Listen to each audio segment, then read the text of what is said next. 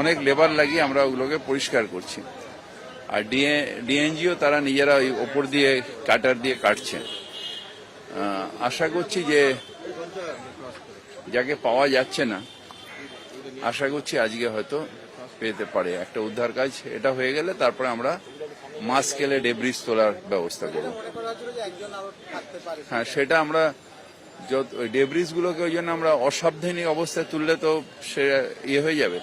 সেই জন্য কাল পর্যন্ত খুব সাবধান অবস্থায় তুলেছি। আজকেও আমরা এক ধার দিয়ে এগুলোকে পরিষ্কার করছি, যাতে ওইটা আবার পড়ে না যায়। পড়ে গেলে তাহলে ওই যে যদি কিছু থেকে থাকে তাহলে একেবারেই চ্যাপটা হয়ে যাবে।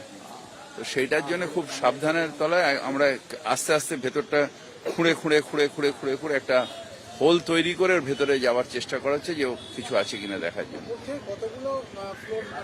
চারটে তোলা যায়নি, ওই কেটে কেটে কেটে কেটে ওর মধ্যে ঢোকায়। এবার আমরা মাটির নিচ থেকে আবার